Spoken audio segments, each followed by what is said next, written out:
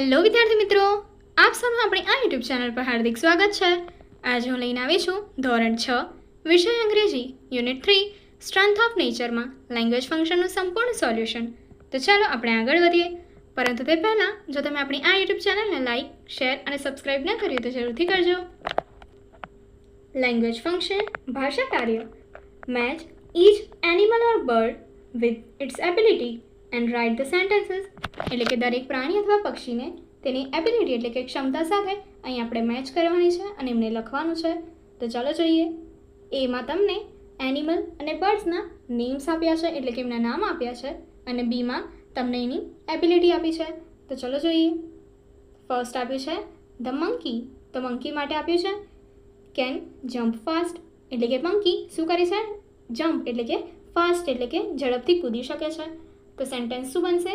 The monkey can jump fast. Second the cow. કાવ માટે આપણે જોયું છે કેન ગીવ અસ મિલ્ક એટલે કે શું કરે છે? એનું સેન્ટેન્સ બનશે the cow can give us milk એટલે કે ગાય આપણને દૂધ આપી શકે છે। થર્ડ ધ પેરટ એટલે કે પોપટ, એની માટે કીધું છે can talk and fly.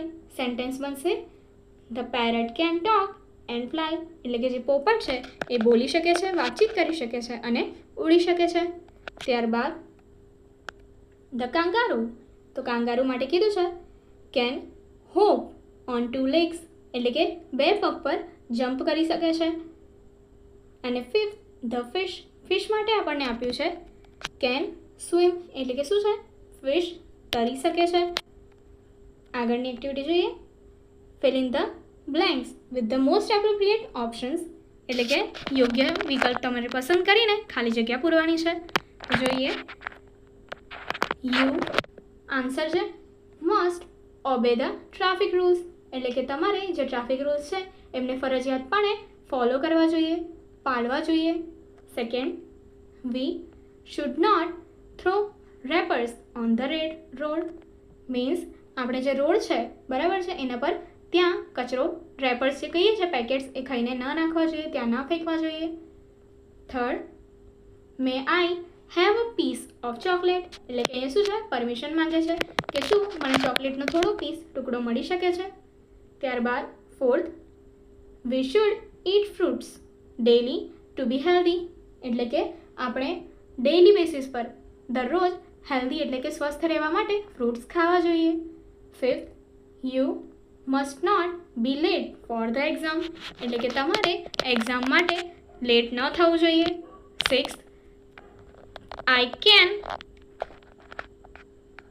Walk 5 kilometres without a break એટલે કે હું 5 કિલોમીટર સુધી બ્રેક વગર ચાલી શકું છું, વોક કરી શકું છું।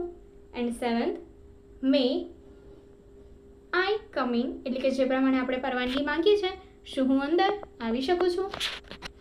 આગળ જોઈએ।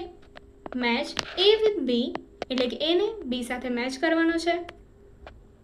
તમને અહીંયા એમાં આપ્યું છે અને બીમાં એનો આન્સર આપ્યો છે જે તમારે મેચ કરવાનો છે। ફર્સ્ટ સેન્ટેન્સ છે can I use your pencil શું હું તમારી પેન્સિલ વાપરી શકું છું, ઉપયોગમાં લઈ શકું છું? તે શું આવશે? આન્સર છે સી આસ્કિંગ ફોર પરમિશન એટલે કે પરમિશન પરવાનગી માંગે છે। Second you may call from my phone એટલે કે તમે મારા ફોનથી કોલ કરી શકો છો। તો એ શું કરશે? એનો આન્સર આવશે ડી ગિવિંગ પરમિશન એટલે કે પરમિશન એટલે પરવાનગી આપે છે।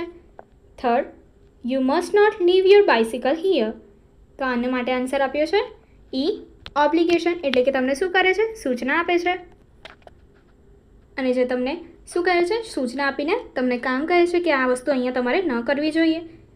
Next you should learn to type એની માટે શું આપ્યો છે આન્સર? આન્સર આવશે બી એડવાઇસ એટલે કે તમને સલાહ આપી છે કે તમારે ટાઈપિંગ શીખવું જોઈએ। Fifth my sister can prepare sandwiches તો એની માટે આપ્યો છે આન્સર એ શું છે? એબિલિટી છે કે મારી સિસ્ટર સેન્ડવિચીસ બનાવી શકે છે। Next choose the most appropriate option સૌથી યોગ્ય વિકલ્પ તમારે પસંદ કરવાનો છે। First it may rain today એનો અર્થ છે કે આજે મે રેઇન એટલે કે વરસાદ પડી શકવાની સંભાવના છે। Second May V come in એટલે કે શું અમે અંદર આવી શકીએ? Third you must obey the class teacher એટલે કે તમારે જે ક્લાસ ટીચર છે એને ઓબે કરવા જોઈએ, એમને માનવું જોઈએ. Fourth, can you please reduce the price, એટલે શું તમે થોડી કિંમત ઓછી કરી શકો છો.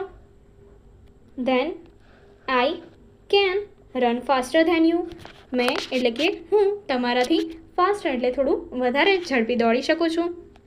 Next, strike out the inappropriate option, એટલે કે જે અયોગ્ય ખોટા જવાબો છે એને છેકી નાખવાના છે અને જે સાચું વાક્ય બને છે એ વાંચવાનું છે. First, you must study hard to be a doctor, એટલે કે ડૉક્ટર બનવા માટે તમારે સખત ભણવું પડે, એટલે કે ભણવું જોઈએ. Second, I must spend time with my parents, I haven't scene them four long time, એટલે કે મારે મારા પેરેન્ટ્સની સાથે ટાઈમ વ્યસ્ત એ જે કહીએ છીએ આપણે પસાર કરવો જોઈએ, કારણ કે હું શું છે તેમને લાંબા સમયગાળાથી જોયા નથી. Third, we must check our answers for avoiding errors, એટલે કે જે કંઈ પણ ભૂલો થાય છે એમને અવોઇડ કરવા માટે આપણે શું કરવું જોઈએ, આપણા આન્સર જે હોય એમને ચેક કરવા જોઈએ. And fourth, you must have the passport for travelling to Dubai, એટલે કે તમારે દુબઈ ટ્રાવેલ કરવા માટે પાસપોર્ટ હોવા જોઈએ. આગળની એક્ટિવિટી જોવા માટે અહીં આપેલી એન્ડ સ્ક્રીન પર ક્લિક કરો. Thank you.